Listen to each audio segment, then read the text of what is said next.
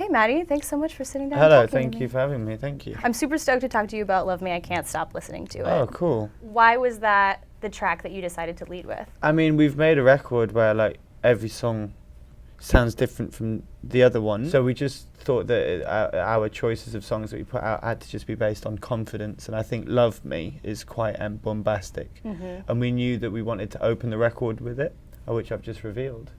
But yeah, people will find that out anyway. So yeah, it's the opening track on the record. And it just like George said to me once, he was like, if we don't go with it now, when are we going to go with it?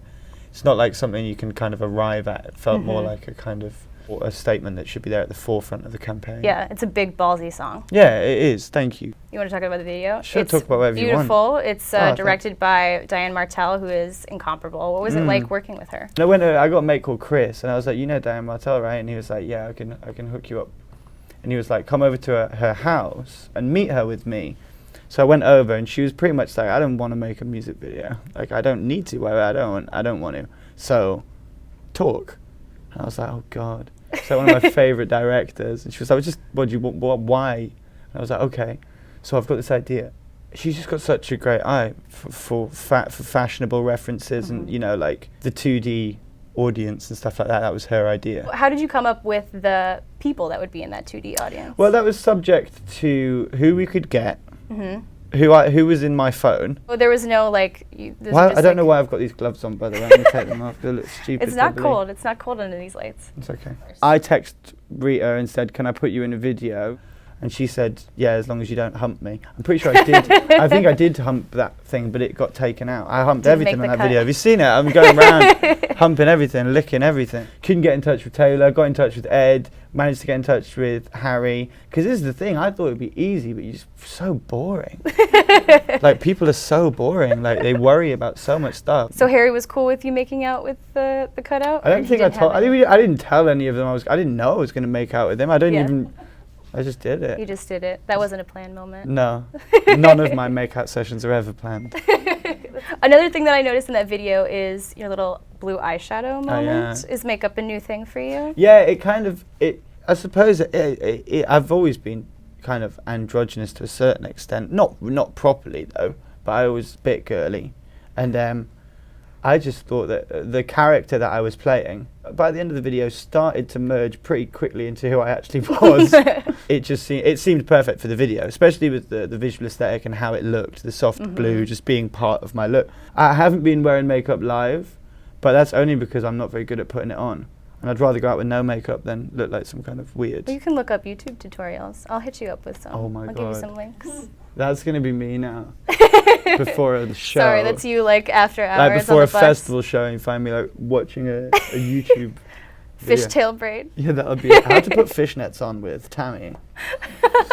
Yeah. You've spoken a little bit that the album will be an eclectic bunch of sounds. Can you elaborate a little bit on what to expect? We didn't know what to do, and I think that we made a decision that we just wanted to be truly expressive and it be like in the pursuit of the truth. It's why the album's called I Like It When You Sleep, For You're So Beautiful Yet So Unaware of It, because we were scared about making a new record, and I thought, well, know what, I'm going to make, it's just about making decisions, making bold decisions. The record is kind of comprised of that attitude, like conviction and truth. Do whatever. Well, yeah, it's not as do long whatever. As it's true to me. Yeah, it's a pursuit of the truth and the pursuit of excellence, and those are the only things that really, really turn me on. Are we going to see any like hip hop influence? You collaborated with Travis Scott and Big Sean. Yeah, massively. I mean, we're big fans of you know, Travis and Kanye, that whole world, and Thugger and Metro Boomin and all those kind of amazing producers. But you know what's really interesting? You know our song Sex? If you take that out of our arsenal, that's the only rock song that we have. Right. Everything else has always been groove-based. Like, everything that we've done is kind of being founded in our love of black music. Yeah.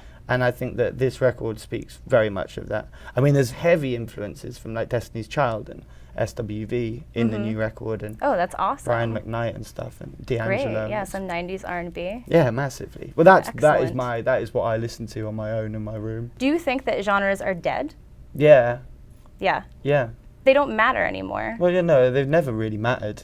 Like, imagine if you woke up one morning, right, and you had your record collection, and the concept of genre just didn't exist. The purity of that experience of listening to music without those rules is like a blissful idea. I really don't care. It's so irrelevant to me. Yeah. Is there anything new happening on tour? Any like new visual representation? Yes, Yeah. massively. Compared to the last thing, I wanted to make an experience with light that we've managed to make with music.